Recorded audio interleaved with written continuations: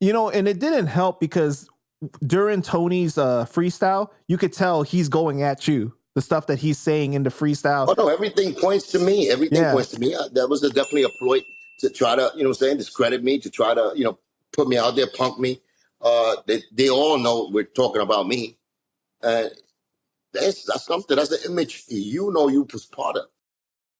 So that's all it is. You know what I'm saying? He's been working with Tony for a long time because he even like directed his music videos and stuff. Yeah, I no problem with it. He told me this. When I went over there, he told me I never treated him different.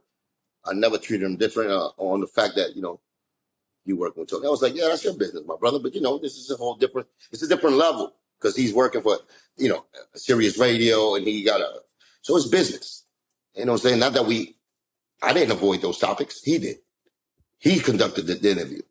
So he chose to ask me the line of question that he wants to. If you ask me the line of question that, you know, you do, anybody, I will tell you the truth about it. Now, so you want to absorb and really take in and swallow the truth of what I'm about to tell you. So he didn't want to give his boy the bad. He knew I was going to go with it, just like I'll go with you. If you ask me some real shit, I'm going to tell you the truth. He didn't want to go there. So I understood it and I respected it. He said that about Ballistic Man. He didn't want to ask me questions about him. And he told you this beforehand? He didn't want to ask you about he said, let's not give him no light because he's really nobody. He's just coming up. I met him through this guy, and he's just trying to come up. He got a PR team. So he said all that. So I was like, okay, let's not even give him light then.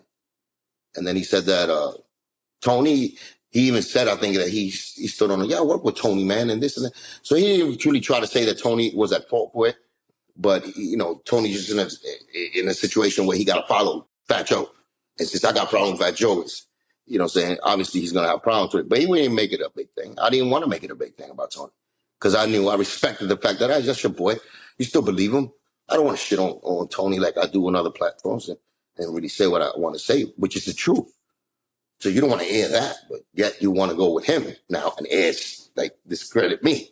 Once I'm more like, oh, I'm crying online and I'm not really putting my mind to work, and you making it about podcasts. It's not me. I gave you a light, homie. So yeah, Amadeuz is like, you know what I'm saying? Like, you know, you hear about, or you see a lot of, you know what I'm saying, hosts get in between certain beefs like you know how to instigate, you know, certain things, even Don't call me an instigator. Well, you are an instigator in a way that you're a journalist. So journalists, you know, when they take sides or they get you know, maybe swept by the actual, you know, person that they're interviewing. They get caught up with their storyline of saying something or something behind the scene where it's, you know, saying more lucrative for them in a business sense. They take sides. And not to say that about you. I always pride myself on us that we talk real conversations and truth, you know, regardless. That's why I told you that you could even interview them, any one of them. And I'm confident that your line of questioning is going to bring out the truth. And you know your responsibility as a journalist. So if he wants to take, you know, be that host that plays sides for a certain kind of reaction for his own personal gain, then well, he did tell Tony in the beginning. He said that, I was trying to interview the other side because I was getting my journalist on, and Tony warned me. And then Tony said, well, wasn't I right? But warned him about what? What did we speak on? That it was a waste of time. He said that Tony said it was a waste of time. So he got to explain that to us. You got to explain how that was a waste of time. Because I thought it was kind of dope that we did that interview, and I had a whole different side of a different take on it. Like, it was productive. So if he feels different, it was just, you know, that what he's saying in front of the other guy, because he may be afraid to get smacked or something. I don't know why, because Tony's the one who got smacked with the fucking balls and the penis. So I don't know why he would be scared. You know what I'm saying? Not saying that he's the type of dude like that, but I don't know why he's taking a word or pressure from a guy that went through that situation against a solid motherfucker that spoke truth. And we had a positive relationship and a positive report when we did our interview. So, you know, I don't know. It's something definitely fishy, and you could tell the fishiness. You know what I'm saying? When I go out fishing, you could tell the fishy fish. The blowfishes, you could tell all the, you know what I'm saying, the catfishes, you could tell all the type of different fishes that get caught up in this net. You know what I'm saying? Like I said, I had nothing but a positive report with him, but if he wants to give me a negative report or something that he felt I want to definitely him to share it. I want to see what he felt was something that was not to his liking, or something that went wrong in our interview. So if he's talking about me, let me really put that into much, because he denies that he's talking about me. You know what I'm saying? He could be talking about somebody else.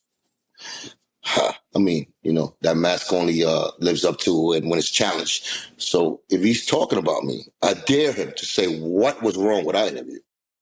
What did we do? Something that, what did I do? Well, what if it's not the interview? What if he had no problem with the interview, but after the interview? Nothing. I was nothing but courteous. Like I told you, he was going on a trip with his wife to Mexico, and I kept my taps with him. I said, yo, my nigga, enjoy yourself. I even told him to go.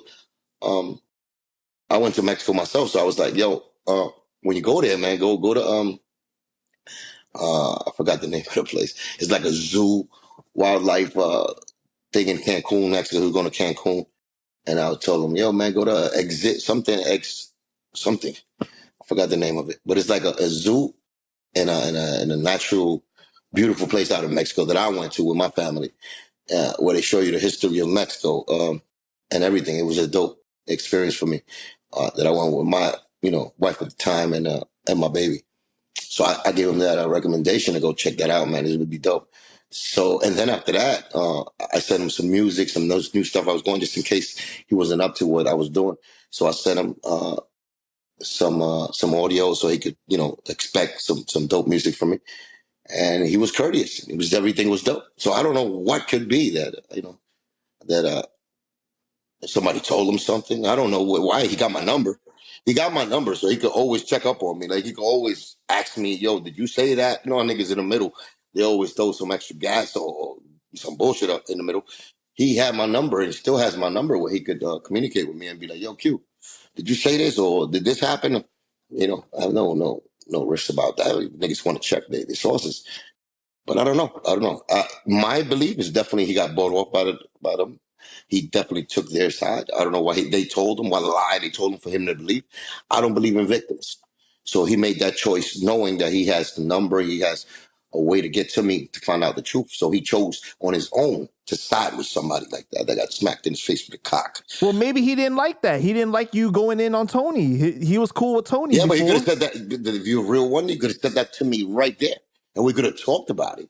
And like I said, we would have turned that shit into WW. We would have turned that shit into definitely, something that's real right there. Wait, Q. The time that you already did the interview with him, you had already revealed that Tony got smacked with the... Of course I did. I say that to everybody beforehand. So you know where I'm at. And for you to challenge me, I want you to do that. Like, if you're a Tony lover or a Fat Joe lover, and you come to me and I say something, because I usually jump out the window and say that, just for you to understand that I don't want to put you in a situation before we go live. For you to know that this is real. And I stand on it, and I'll give you evidence of why. And when, and time, and who, I'll give you all of that. Now, if you don't want to expose that, you know what I'm saying, about the next person because they're your friend, that's your fault. You don't want to give the people the truth about your mans, because you're afraid of them being called your mans after they get slapped with a cop. But that's your fault. That's not on me. I was as real as I could be. You know what I'm saying? If you didn't want to talk about it, we didn't talk about it. You know what I'm saying? No, we didn't talk about it. So it's like, it's cool. I could now put you in a situation where we're talking from an interviewer to a guest. And we could talk about hip hop. We could talk about anything else. But I want to let you know from the gate what I'm on. You know what I'm saying? To warn you, or just to put you ahead that you listen, you don't want your man looking like a crazy man. But what I'm telling you the truth. I stand on it, nigga. I stand on it to the death, because it's real facts. This is what happens. This is the truth. But if you don't want to do that, want to save your friend, then you could deviate from that, and we don't have to talk about that. But it's the way you do it. Now, when I see you do it like this, was that you have me in your possession, in your location, in your establishment, in your rules.